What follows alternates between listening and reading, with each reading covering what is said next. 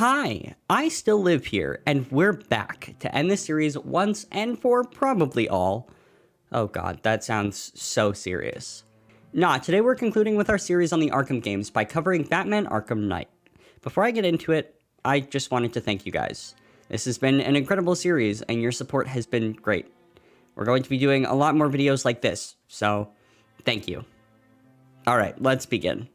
So, as always, I need to preface this video by saying that I am representing my opinions. They're not necessarily the correct ones, but we can have a conversation about it. That's what the comments are for, right?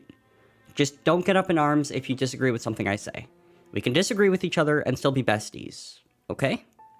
If you haven't played this game before, we're spoiling everything. So, go play it, like, right now. Go do it. I played this game on the PlayStation 5, and all of the gameplay was recorded on the console as well. However, we will be briefly touching on the PC port as, well, you'll see. Last thing before we actually get underway, I played this game on medium difficulty, so if you're watching and thinking to yourself, hey, their footage doesn't match how tough my game is, that's why, you dirty goober. Okie dokie. So, as you could probably figure out, Arkham Knight is the final game in the Arkham quadrilogy.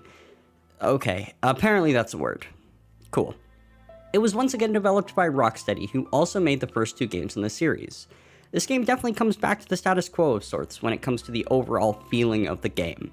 You can tell that this one was made by different people than Origins was. That's not a bad thing, and no shade to either game, but it's nice to end the series off with the same sort of vibe it started with. Another plus to Rocksteady overseeing the game. They made changes to the gameplay. Yes, you heard me right. This is not a drill. We once again got new gameplay mechanics to play around with. Because of that, and the fact that this is a huge game compared to the others, we're going back to a more similar format to the first two videos. Capiche? Capiche. So grab your blankie, get some snacks, stop by the bathroom, and get those damn Baby Yoda plushies together. Please, for crying out loud. And enjoy our full retrospective of Batman Arkham Knight. So, we made it, huh? The last story synopsis of the series. I promise I'm not crying, you are. This game begins with one simple statement from Gordon. This is how Batman dies. Chilling. We're immediately taken to a close-up of the still deceased Joker, who is being cremated. We move from the Joker to a first-person perspective of a cop inside of a diner. He's ordering his usual when all of a sudden a civilian approaches him to alert of another customer smoking in the corner booth. The officer walks over to the customer to talk to him. The customer turns around to reveal a hideous, demonic creature who starts attacking the officer. In the midst of the scuffle, he turns to see that everyone else in the building has been turned into the same monsters. He's jumped on by another beast, and he tries to shoot it, with no luck. We then cut to a news station, reporting on the incident. It is revealed that the whole thing was a terrorist attack from Scarecrow, who is back and looking for vengeance from Arkham Asylum. The villain hacks communications in Gotham and tells the public that the incident at the diner was only the beginning, and he will continue to use his toxin on the city to assert his will. The citizens of the city evacuate, almost overnight, leaving only the most cruel and disgusting criminals to run rampant throughout. Batman and Commissioner Gordon meet together to game plan on how to keep the city safe during this uncertain time. As Batman arrives, Gordon is just finishing up a call with Barbara, aka Oracle, who tells him that she's evacuated the city safely. Gordon has no leads on Scarecrow, so Batman heads off to try and find a few himself. But first, he calls Oracle, who reveals that she lied to Gordon about evacuating the city, and she's still posted up at the clock tower, which is her hideout. She gives him a lead that Poison Ivy is being held somewhere in Chinatown, and he tracks her location. Scarecrow releases some of his fear toxin into her cell, and Batman finds out that Ivy has immunity, unlike her unfortunate guard. She exits the cell and fills Batman in on what she knows. Apparently, Scarecrow had called a meeting with all of the supervillains in Gotham City in an attempt to form an alliance of sorts to take out Batman and take control. Ivy wasn't willing to work with him, and as a result, he took her against her will. Batman takes Ivy into his custody, but as he's leaving the safe house, some tanks of the privatized military force that seem to be working with Scarecrow attack the two, leaving Batman to defend them with his new Batmobile, equipped with a ton of firepower. After destroying the unmanned vehicles, Batman takes Ivy to the GCPD lockup to stop her from causing any more trouble. After he's finished with Ivy, Batman heads to the clock tower to meet with Oracle and figure out where Scarecrow is making his fear toxin. He manages to triangulate a signal to Ace Chemicals, and he heads off. He makes it to the bridge leading to the Ace facility, where Gordon and a few of his men are already set up. There, he's met by an armored figure in a helicopter, who expresses a serious and intense desire to kill Batman. He's called off by Scarecrow, however, as it turns out the two are working together. Batman quietly infiltrates the facility, finding it overrun with Scarecrow's militia. After some digging, Oracle finds out that the armored figure Batman had encountered earlier is the leader of the militia, and the mysterious figure goes by the name Arkham Knight. Batman begins to take out groups of the militia and finds that there are a few captured employees of Ace Chemicals still on the island. After being rescued, one of these employees informs Batman that Scarecrow is making a massive bomb, large enough to cover the entire East Coast with his fear gas.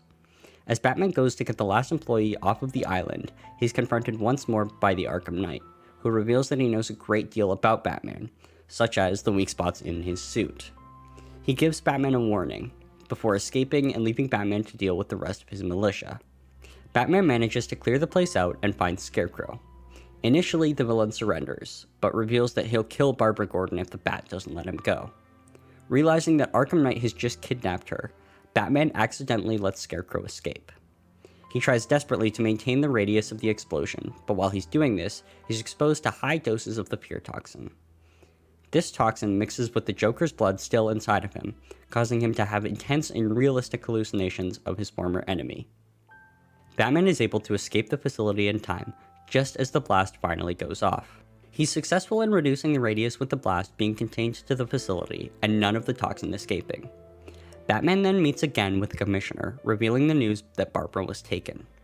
The two head back to the clock tower, and find that Scarecrow was in fact telling the truth, and Barbara was gone. Batman reveals to Jim that they had been working together for years, and Gordon begins to blame Batman, asking himself why he'd ever trusted him. Gordon leaves, and Batman gets word of a crash of one of the Arkham Knight's vehicles. Going to investigate, he figures out that it was in fact the vehicle carrying Barbara. He reconstructs the crash, and finds a flashcard that she hid before she was taken away. He asks Lucius Fox to decrypt the chip for him, and it leads him to an underground tunnel. Here, he's ambushed by the Arkham Knight. The Knight subdues Batman, and once again proves that he has deep knowledge of the Caped Crusader by shooting Batman directly in one of his suit's weak spots. He proceeds to leave, but not before warning the Bat once again that he will kill him before the night is through. Running out of options, Batman tracks down one of the Arkham Knight's men, using the Batmobile to get answers from the mercenary about the location of his boss. The crook reveals that the Knight had recently visited the Penguin's hideout, and Batman heads to meet up with Nightwing, who had come back to Gotham after word of Barbara's capture had gotten out. The two take out the Penguin and his men, and manage to successfully interrogate the foul villain for answers. Penguin tells the twosome that Scarecrow and the Arkham Knight had gone to meet with wealthy businessman Simon Stagg on his airship. Batman and Nightwing split up, with Nightwing looking to shut down Penguin's weapon caches around the city, and Batman headed to the airship. Batman infiltrates the blimp and finds Stagg, locked up and bloodied. The CEO tells Batman that he had been working with Scarecrow to develop a device called the Cloudburst, but Stagg inhales some fear toxin before he can inform our hero what it actually is. Batman continues through the ship to find Scarecrow, but he also inhales some fear toxin and is forced to fight countless Jokers within his mind. Scarecrow manages to escape with the Cloudburst, and immediately after, Batman learns that Barbara is being held in the same safe house that Poison Ivy was in earlier that night. He quickly heads back to the location and finds her by herself in a room behind bulletproof glass. Clearly affected by the fear toxin, she tries to shoot at Batman.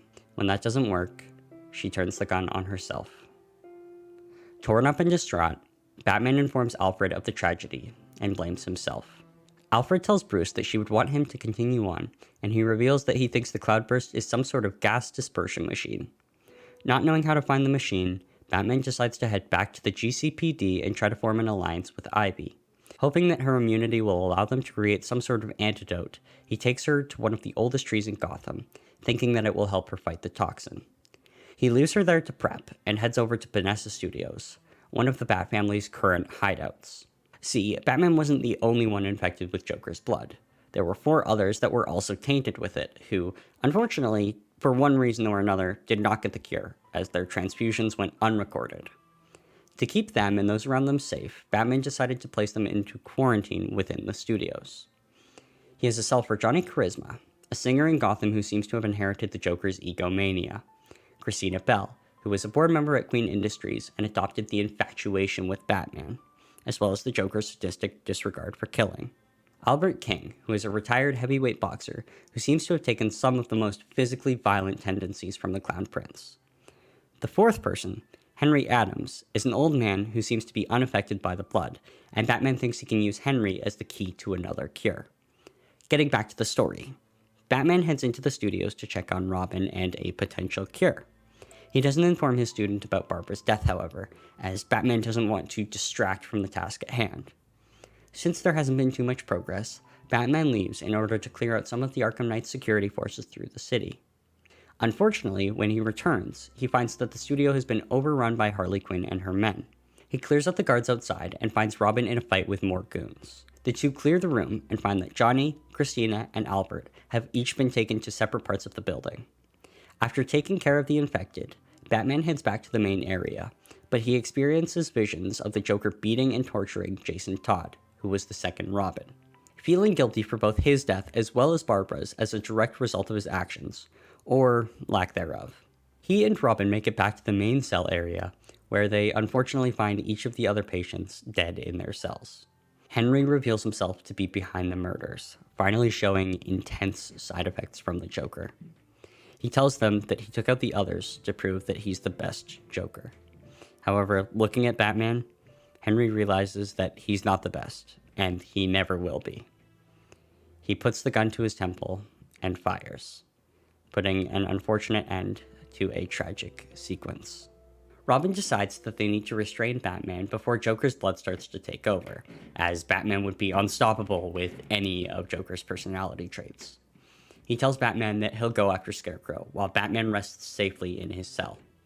The Dark Knight has more flashbacks to Jason, and chooses to lock Robin in his cell instead, not wanting more blood on his hands. Batman heads back out to check up on Ivy, but as he gets to her, the cloudburst finally goes off, covering the entire city and all of its residents in pure toxin. The gas also disables the Batmobile as soon as the two come into contact, so Batman has to rely on other means of transport. Batman heads back to the airship to find a way to power up the Batmobile once again. He talks to Stag and finds a power cell that he's able to install into the vehicle. While Batman installs the power cell, he's exposed to even more toxin, and he begins hallucinating the Joker even more intensely. Batman heads over to another one of the ancient trees in Gotham, and he's successfully able to unblock its roots so that Ivy can use it as well to fight the toxin. After this, Batman is able to find and scan the cloudburst for weaknesses, disabling it and destroying the device. Batman calls Ivy to check in once again, but gets no response. He heads to the tree and finds her, on the brink of death, but successful in her attempt to clear the toxin. She dies in his arms, and her body disintegrates into the wind. Alfred calls Batman to tell him that Gordon has found Scarecrow, and plans to kill him as revenge for Barbara. Batman follows Gordon into an underground tunnel, but he's attacked by the Arkham Knight and his mega drill. While Batman escapes, the Batmobile is destroyed, leaving Batman to go the rest of the way on foot. He finds Gordon, tied up and alone, but before he can free the Commissioner, he's ambushed once again by the Arkham Knight, who finally reveals his identity, Jason Todd. Jason reveals that he's developed intense hatred for the Bat, feeling that his mentor had given up on him and left him for dead. The two fight, with Batman able to incapacitate Jason. He tries to appeal to his former protege, however, and both sides are unsure. Batman calls Alfred to tell him he's found Jason, but when he looks back, the Red Hood is gone. Batman goes to free Gordon, and they apologize to one another. Gordon tells Batman that Jason had revealed Bruce's identity, and Gordon briefly touches upon his memories, consoling a young Bruce Wayne the night his parents were murdered. The two head to the rooftop and find Scarecrow, and Jim suddenly moves his aim to Batman. Scarecrow reveals that Barbara had been alive the entire time, and her death had just been a toxin-induced hallucination. Gordon makes a deal with Scarecrow, Batman, for Barbara, and after Scarecrow agrees, Gordon shoots Batman, with our hero falling off of the building. Scarecrow doesn't honor the deal, however, and pushes Barbara from the rooftop as well. Surprise, surprise, Batman did not die from the gunshot, and he swoops down to save Barbara. He calls in his prototype Batmobile and takes her back to the GCPD for her safety. As he's leaving, he's ambushed by the militia, now under the control of Scarecrow since the Arkham Knight has gone AWOL. After dumpstering the tanks, he gets a call from Barbara, who tells him that someone had accessed Panessa Studios using Gordon's voice. He quickly heads back to find that Robin is gone, and Scarecrow sends him a message telling him to enter a nearby storage container if he wants to see Gordon and Robin alive again. He enters the container, once again inhaling a massive amount of fear toxin. He's forced to relive his parents' deaths for like the third time in the series. Sorry, let me get back to voiceover Brayden. Before he kills the Joker in his hallucination. He, Gordon, and Robin are transported to the now abandoned Arkham Asylum. They're taken into the mansion, and Batman is placed into a standing stretcher, very similar to the one that Joker was in at the start of the series. Scarecrow forces Gordon to take off Batman's mask in front of a live news feed, and everyone finds out that Batman is in fact Bruce Wayne. Scarecrow injects Bruce with his strongest fear toxin yet, with the intention of breaking their only hope in front of the public. This just causes the Joker to fully come out within Bruce, taunting Scarecrow, and causing the villain to, quite frankly, lose his shit. Bruce is injected again, and we see an image of his mind. We see the Joker running rampant throughout a murderous spree, only to be met by Batman, and locked in his asylum cell, deep within Bruce's mind. We see Joker's biggest fear come to life, his fear of being forgotten, and we see the last remnants of the Clown Prince leave Bruce Wayne's mind for good. We're pushed back out to the real world, where Scarecrow continues to inject Bruce with incredible amounts of fear toxin, none of which seem to be affecting him. Scarecrow finally gets fed up, and pulls a gun to Bruce's forehead. Just as he's about to fire, though, Jason shows up, shooting the gun out of the villain's hand, as well as shooting the restraints around Bruce's arms. Bruce Wayne is able to overpower Scarecrow, and use his own toxin against him, making Scarecrow see a giant demonic bat in his place. Gordon knocks him out, just as the police arrive, taking Scarecrow back to the GCPD to be locked away. Now, here's where we got lazy. The full and correct ending is the Nightfall Protocol, but to get that ending you have to complete, all of the side missions, and poor Chris has already been working to the bone, recording our gameplay with limited food and water in the basement, so I wasn't going to try to pull that off. I hope you'll accept this cute photo of some chalky milk, the objective best flavored milk. Now, if you were dedicated enough to get the Nightfall ending, then you would see Batman tell Alfred to initiate the Nightfall Protocol. Password Martha. Long story short, Batman heads back to Wayne Manor, surrounded by reporters. He walks into the house, closes the door, and it blows up, presumably killing both him and Alfred. It then cuts to a family walking down an alley. All of a sudden, they're approached by two thugs and ostensibly robbed. But just as it's going down, they look to the rooftops. And who do they see but the outline of the Batman? All of a sudden, the shape turns into a horrifying, massive bat creature. And cut to black, game done. Chris, you could stop working now. So yeah, that's how the Arkham story concludes. As of now, there are no plans to make another game in this series. However, Rocksteady is planning on releasing a Suicide Squad game later this year that is supposed to be set in the same universe, but it won't be directly continuing the story. So, yeah. I don't know how I feel about this one. On the one hand, I think they did the Joker really well. I was once again pretty disappointed that they included him in this game, but I was happily surprised with how they ended his arc, and with him being locked away and forgotten. Joker's need for Batman's attention is often talked about, but put in the context of being forgotten, it brings up some really interesting ideas.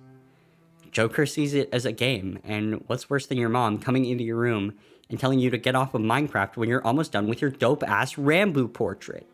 But seriously, I don't think we ever would have thought that Batman had the capability of just flat-out forgetting Joker. I always felt that the connection went both ways. Not only did Joker need Batman, but vice versa as well. Mark Hamill once again provides an incredible voice for the Joker. He and Kevin Conroy, who voices Batman, both agreed that this would be their last time voicing each of their respective characters, and you could just tell they went all out. I actually think that Arkham Knight has the best Joker of all the games, and that's saying something. While CD incorporates Joker in the best way yet, I think that he's at his most comfortable and wittiest in this game. I do feel strongly that the story overall is kind of muddled. I played through this game a few times now, and I still can't tell you the full story without looking it up and reminding myself. It just feels like every major story beat has been done before, and there wasn't anything that stood out like in the other games.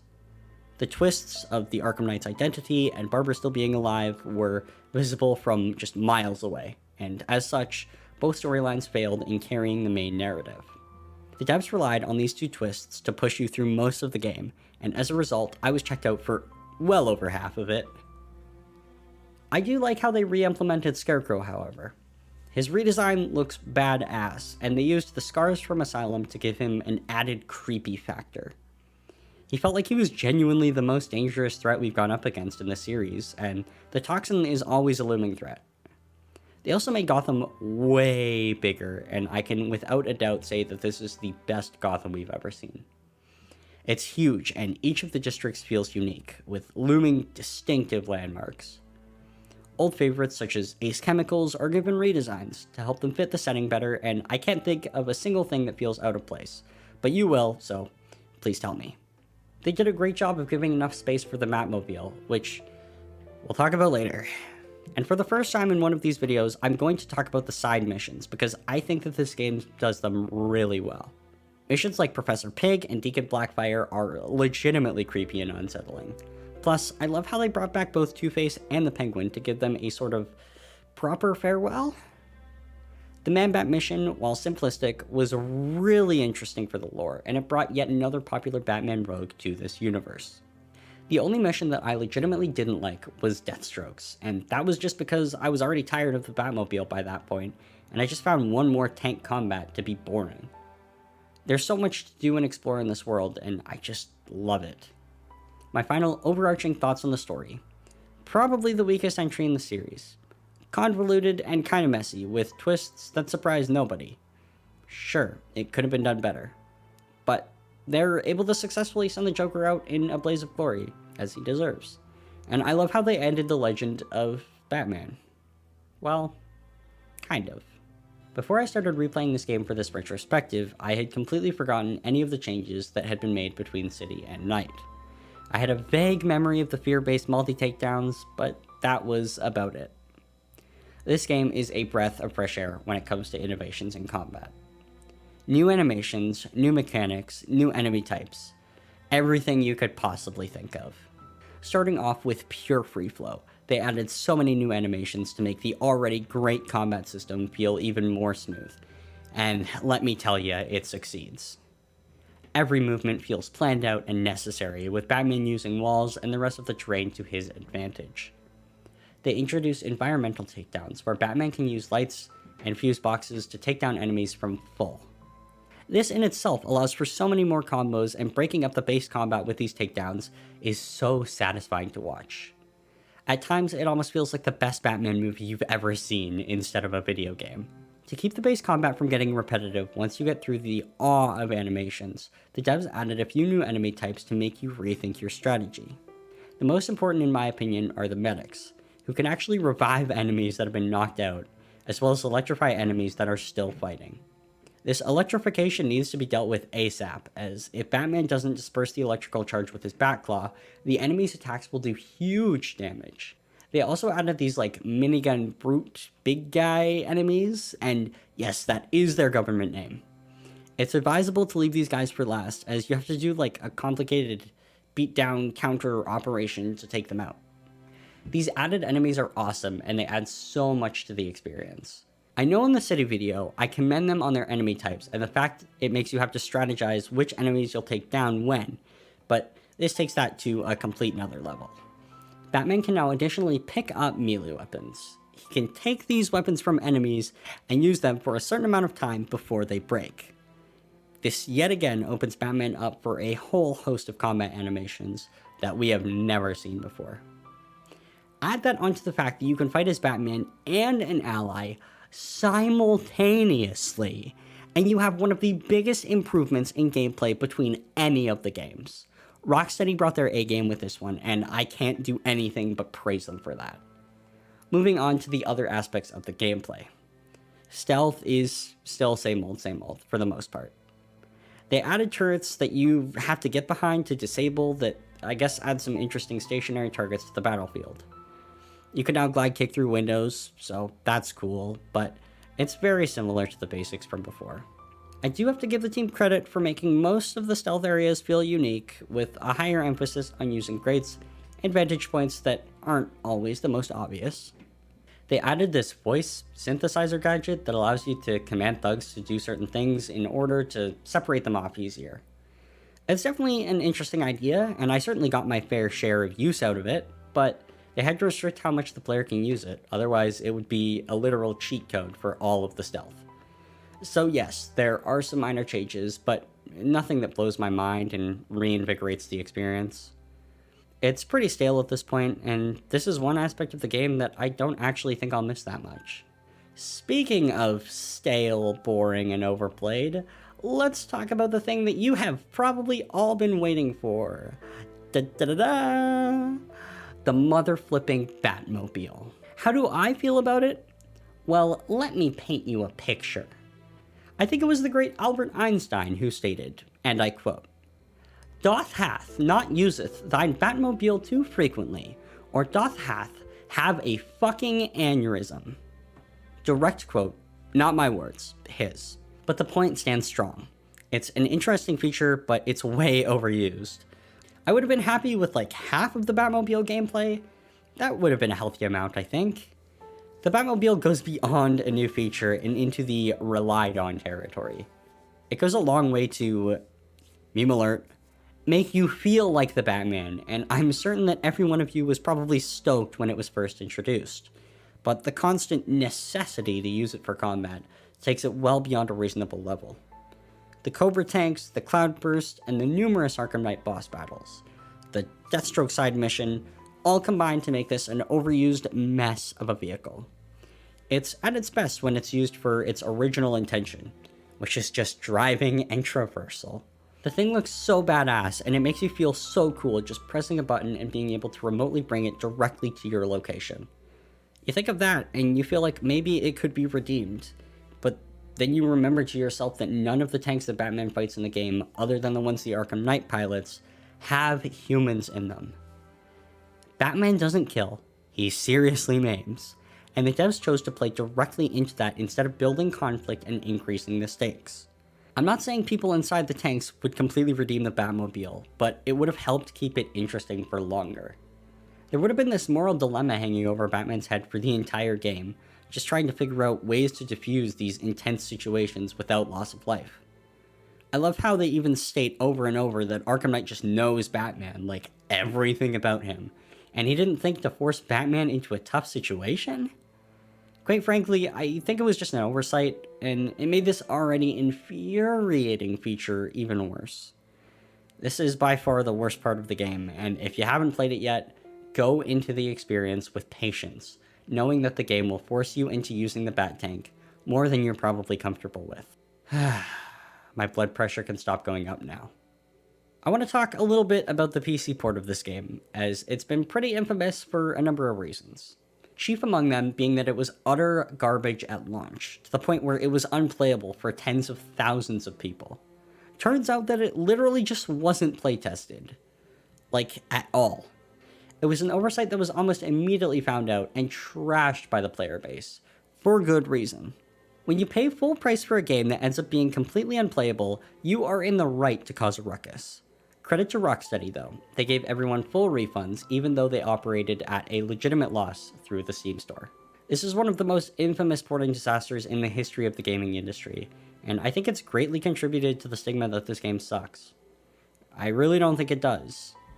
I might have said this before, but the worst game in a great series can still be a great game, and I don't think that Arkham Knight is the worst game in the Arkham series. I think the improvements to the gameplay alone make it better than Origins turned out to be. This is the best that the free flow combat has ever been, and I really think it can carry this game. Yes, the Batmobile sucks and the story was quite disappointing, but they worked hard to bring in characters that we haven't seen before. People like Jason Todd and Kirk Langstrom, aka Man-Bat, go a long way to pushing out this universe and making it feel more and more fleshed out. I would rather have the devs try to innovate and fail miserably than just copy and paste the last game with no updates or changes. And I wouldn't even say they failed miserably here. They set the series off in a blaze of glory, and that's all we can ask for as Batman fans. They went out as they entered this world. trying new shit that changed how we look at games. That's pretty admirable. So, before we end, I want to look at the series as a whole and just talk about what it means to the overall gaming zeitgeist. Take this video as an example. Arkham Asylum came out in 2009, which, as of recording this, was 13 years ago. You're still watching this video. You're still intrigued. You're still thinking about it and coming up with new ideas or theories. You're still nerding out with your friends about Easter eggs or which boss was better. That has to mean something. The Arkham series revolutionized in-game combat and superhero games as a whole. I guarantee you that we wouldn't have gotten Spider-Man PS4, wink wink nudge nudge, if Asylum didn't blaze a path before it. Heck, the entire combat system is based off the same properties, and it's done really well, wink wink nudge nudge, in Spider-Man PS4. Rocksteady is even continuing on the universe with the aforementioned Suicide Squad Kills the Justice League game that is slated to come out later in 2022. While this won't be directly following the same story as these games, it is openly stated to be occurring in the Arkhamverse, some unknown amount of time after all the Arkham Knight hoopla. I'm super excited for this game, and it's great because it shows there's even more out there. This is the closest thing we've ever gotten to a DC Extended Universe since the Justice League movie, and this looks like it's going to be significantly better off the jump. We see characters from Batman such as Harley Quinn and the Penguin in the trailers, and they seem to be fitting into the game seamlessly. It's awesome to see. The Arkham series has changed my life, truly. Asylum and City were the first two games that I ever got from my Xbox 360, which, as it turns out, was the first major console I owned. Unless you count the Wii. Before I'd even gotten my Xbox, I remember sitting and watching my uncle play through the Poison Ivy boss fight with the volume way too loud. I would just sit there for hours and hours and watch it like a movie. In a way, these games were my introduction to the gaming universe, and I'm so grateful for that. It warms my heart to see that these games still mean so much to other people, just as much as they mean to me. Genres like speedrunning are still keeping interest and viewership strong, and I'm so glad that new gamers that come along have a chance to be introduced to these games, just as I was when I was a kid. Thank you for watching this series, and thank you for hearing me ramble on for a crap ton of time about these games. I hope they bring you as much joy as they brought me. I love doing these videos so much, and me and the rest of the collective known as Vice Galt will continue to do them. That was the fourth and final installment of the Batman Arkham series, Batman Arkham Knight. Thank you for watching.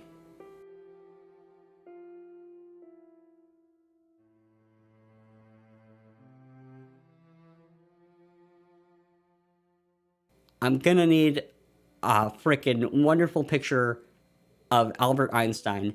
I think there's one of him holding a banana that I wouldn't mind using. And you're gonna make it move around on like the screen with his banana, and it's gonna be like, you know, like he's saying it